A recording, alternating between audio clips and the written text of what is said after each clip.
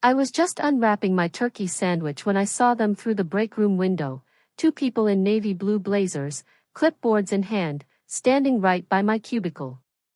My heart didn't speed up, it simply understood.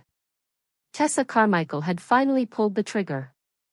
The compliance officers were tearing through my workspace like they owned the place.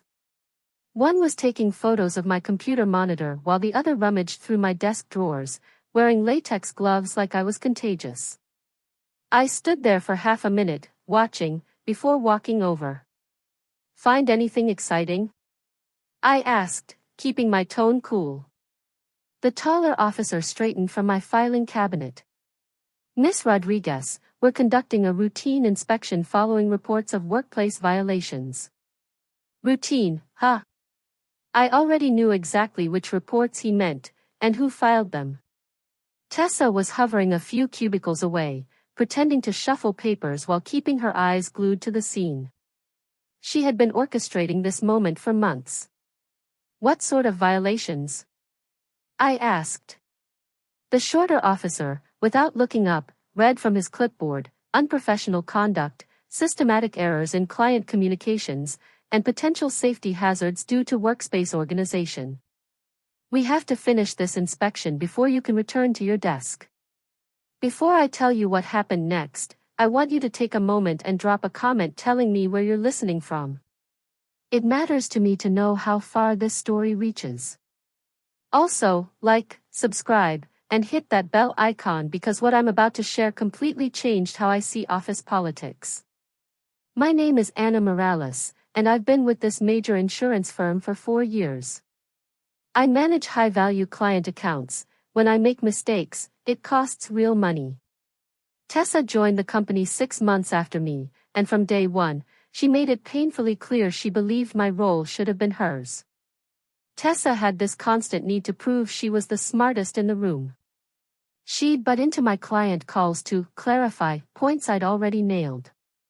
She'd CC our supervisor on emails to correct grammar errors that weren't there. She'd volunteer for my projects and pitch unnecessary improvements. But what really got under her skin? I stayed quiet about my successes. When I landed a big client, I didn't brag in meetings. When clients sent thank you emails, I didn't broadcast them to the whole team. I just did my job and went home. And that infuriated Tessa, because how do you compete with someone who doesn't play the game? So, she started studying me closely. She noted my arrival times, my breaks, my lunch hours. She'd stroll past my desk pretending to check something but really just spying. She'd ask innocent questions about my process and then imply I was doing it wrong. I caught on early. Tessa wasn't just competitive, she was building a case against me. She wanted me to fail so she could climb over me. So, I decided to hand her exactly what she wanted. I began leaving tiny, deliberate mistakes, nothing serious, just enough for someone obsessed to notice. I'd send an email saying Thursday instead of Friday, then correct it an hour later. I'd misfile a document, then fix it the next day. I'd mix up effect and effect in an internal note, only to catch it during proofreading. These weren't real mistakes, they were breadcrumbs. And Tessa devoured every one. She even started a performance documentation folder. I know because I saw it open on her screen once when she stepped out. It had my name on it, full of printed emails, screenshots, and handwritten notes tracking my incompetence. While she was busy building her little dossier, I was working on something completely different, something that would matter far more when the time came. I started a gratitude journal. Not for HR or any official record, just as a personal practice I'd heard on a productivity podcast. Each evening before leaving, I'd jot down 3 positive moments from my workday: a client who thanked me, a coworker who offered help, or a kind word from my supervisor. Just simple, genuine moments that made my day better. I kept this small leather notebook in my desk drawer, right next to my office supplies. No secrets. Just a log of professional gratitude. Each entry was detailed and sincere. Daniel Cho from accounting stayed late to help me learn the new billing software. His patience turned a frustrating day around. Client Mrs. Patterson called just to say how much she appreciated my follow-up on her claim. Moments like these remind me why I love this work. Alicia brought coffee for everyone during the budget meeting. Small gestures like this build team spirit. Month after month, I filled its pages. Every act of professionalism, kindness, or support went in there. I didn't realize it at the time, but I was building an accidental map of office relationships. Patterns began to emerge. Daniel Cho appeared over and over for his helpful nature. Alicia from HR showed up regularly for her thoughtfulness. Even our tough supervisor, Mr. Walsh, had multiple mentions for his fairness and guidance. But one name never appeared. Not once, in 18 months of entries, had I written down a single positive moment involving Tessa Carmichael. She had not done one thing worth acknowledging. Not one friendly gesture. Not one collaborative effort. She was a void, taking energy without giving any back. 6 months into my journaling, Tessa struck. It was a Tuesday morning when she requested a meeting with Mr. Walsh and compliance. She laid out her neat little folder of my mistakes and formally accused me of putting client relationships at risk. I've been documenting these issues because I care about our team's reputation, she said with rehearsed sincerity. Mr. Walsh listened, reviewed her evidence, and approved a compliance inspection. Standard policy says I should have been notified, but Tessa specifically asked for it to happen during my lunch break so I couldn't prepare or hide evidence. That's why I was standing there with half a turkey sandwich, watching 2 officers paw through my desk. They were thorough. They photographed my monitor, showing a perfectly organized client system. They flipped through my filing cabinet, everything was alphabetized and pristine. They skimmed my emails, clear, professional, and error-free. Then the shorter officer opened my drawer. "What's this?" he asked, pulling out the gratitude journal. "Just personal notes," I said calmly. "Thoughts about work." He turned a few pages, reading quietly. Then he looked at his partner and gave a subtle nod, some silent understanding passing between them. "Miss Rodriguez," the taller officer said, "we'd like to review this notebook further. It appears to contain workplace observations that could be relevant to our investigation." "Of course," I said. "Take all the time you need." What happened next is something I will remember for the rest of my life. The compliance officers sat down at my desk and began reading my gratitude journal from page 1. They weren't flipping through casually, they were studying each entry, pointing out specific lines to each other, murmuring in low tones. 5 minutes passed. Then 10. Then 15. Conversations around the office slowed to a hush as everyone realized that something unusual was unfolding at my desk. Even Tessa drifted closer, pretending to shuffle papers while craning her neck to see what had captured their full attention. After nearly 20 minutes, the shorter officer lifted his head, his expression unreadable. "Miss Rodriguez," he said carefully, "how long have you been writing in this journal?" "About 18 months, I replied. "And these entries, they're authentic? You're not embellishing or inventing positive interactions for any particular agenda?" The question caught me off guard. "No, absolutely not. These are genuine moments of appreciation. Writing them down helps me stay focused on what I like about my work." The officers exchanged another one of those subtle looks. Then the taller one walked over to Tessa, who was still pretending to arrange folders on her desk. "Miss Carmichael," he said, "could we speak with you privately for a moment?" I watched Tessa's face falter. She had clearly expected them to confront me, maybe even confiscate my laptop or scold me in front of the team. Instead, they were calling her aside. The 3 of them stepped into the small conference room at the end of the hallway. Through the glass walls, I could see the discussion but couldn't hear the words. Tessa's expression shifted from smug to uncertain, and then to what looked very much like fear. They stayed in there for almost half an hour. When they finally emerged, Tessa's face was blotchy, as if she'd been crying. The officers came back to me while I sat quietly at my desk, answering emails and trying to process what was going on. Ms. Rodriguez, the shorter officer began, after reviewing the evidence presented and conducting our own examination of your workspace, we are formally closing this investigation. There are no findings of misconduct or policy violations. Relief washed over me, but I sensed they weren't done speaking. The taller officer continued, however, there are some observations we'd like to share with you. He opened my gratitude journal to a page in the middle. Over the past 18 months, you've mentioned 63 individuals by name, co-workers, supervisors, clients, even the security guards and cleaning crew, acknowledging their positive contributions to your workday. I nodded, still unsure where this was going. Miss Carmichael's name, he said pointedly, appears 0 times. The words lingered in the air. I glanced from the journal to the officers, then toward the conference room where Tessa now sat alone. That wasn't deliberate, I said softly. I only record genuine moments of appreciation. If someone isn't in there, it's not because I'm excluding them, it's because, I trailed off, the realization catching in my throat.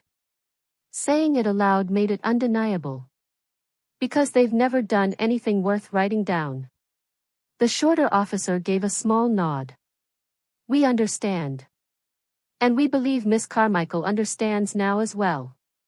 He closed the journal and handed it back to me.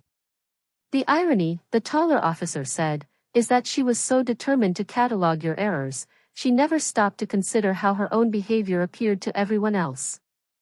Your journal, inadvertently, paints a more honest picture of workplace relationships than any performance review we've ever seen. They gathered their materials and prepared to leave.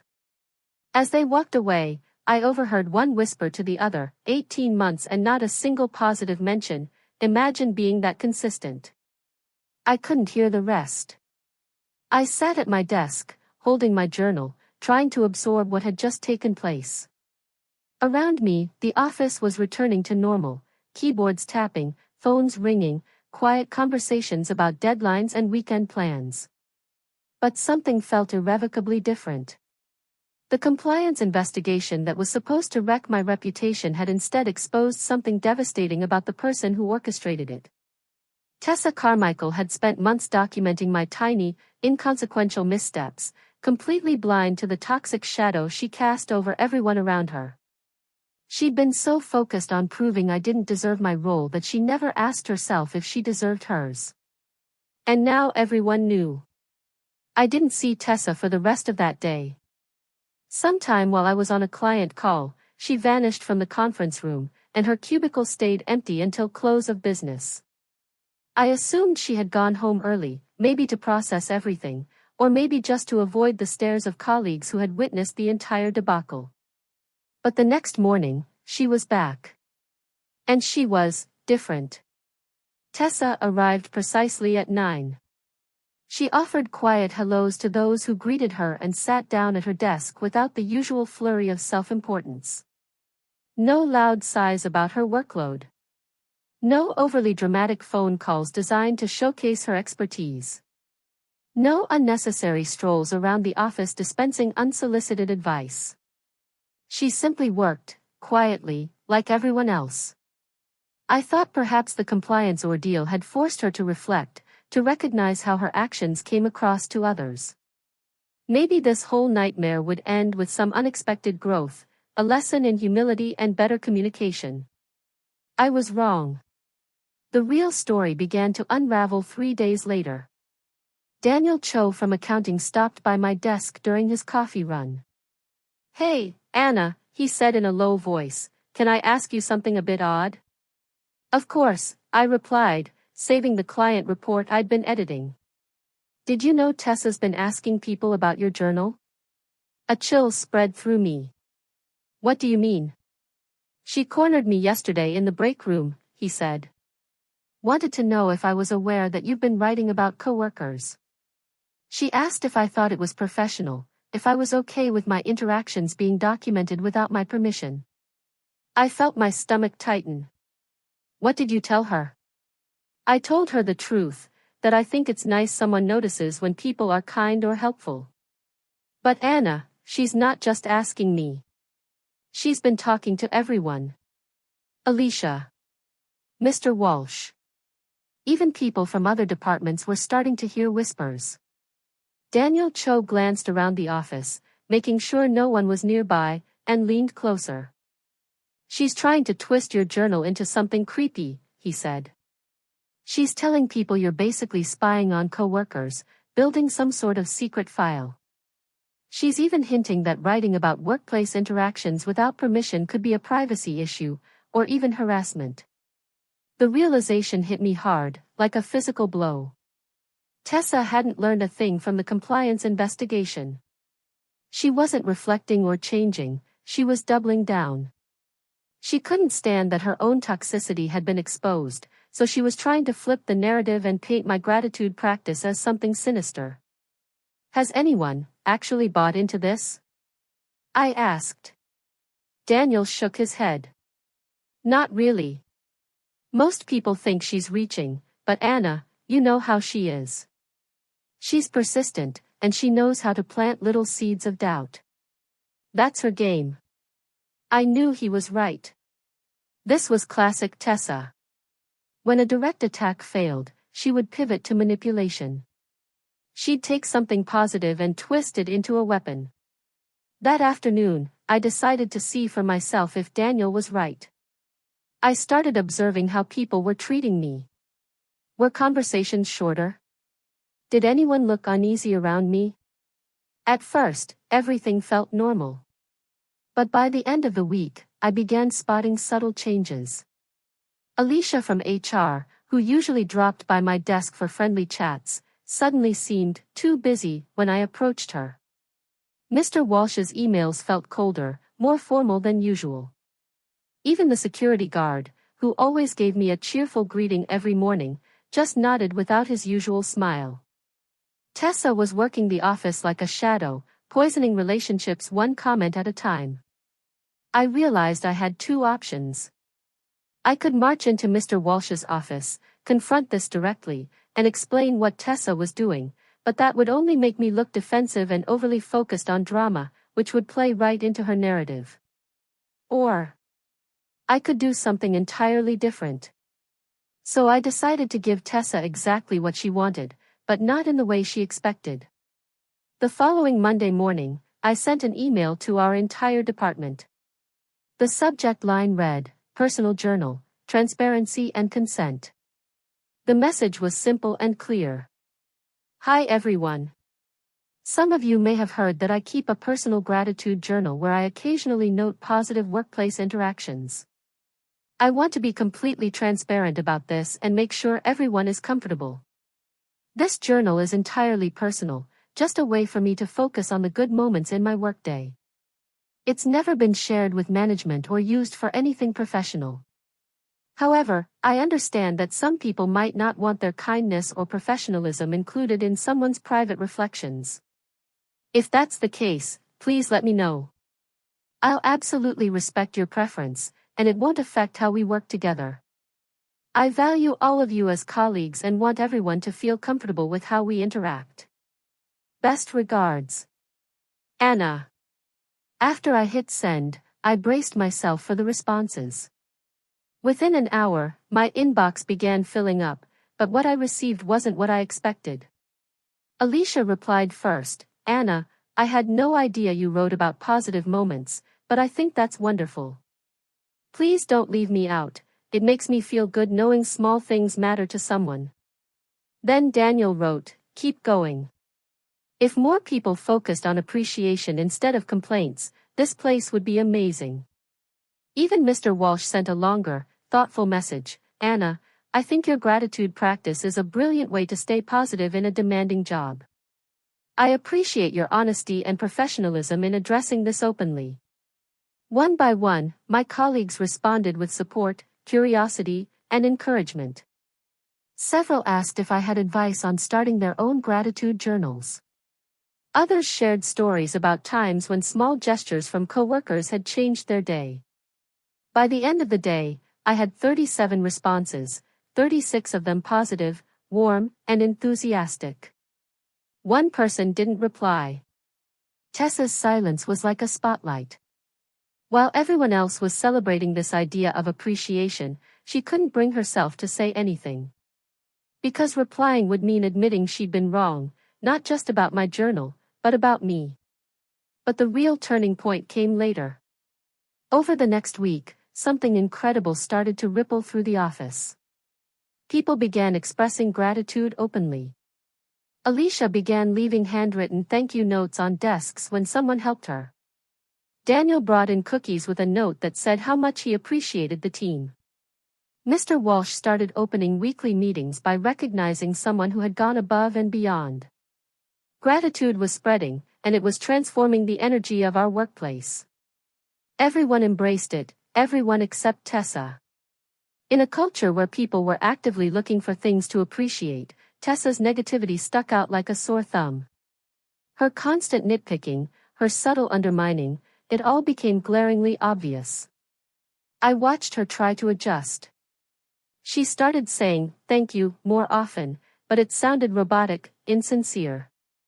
Her compliments were backhanded, the kind that left people feeling worse. She even attempted to start her own gratitude list, but her entries were all about her own achievements rather than appreciating others. The contrast couldn't have been clearer. While the rest of us were lifting each other up, Tessa was still tearing people down, and now everyone could see it. 3 weeks after I sent my transparency email, Mr. Walsh called me into his office. "Anna," he said, "I just want to thank you for introducing this gratitude practice. The shift in morale has been remarkable." "I'm glad it's made a difference," I said. "But," he continued, "this new focus on workplace relationships has also highlighted some troubling patterns." He didn't need to say who. "I've been paying closer attention since your email," Mr. Walsh said, "and I've noticed that while most of the team is thriving in this environment of mutual appreciation, one person seems unwilling or unable to engage positively." He opened a folder on his desk.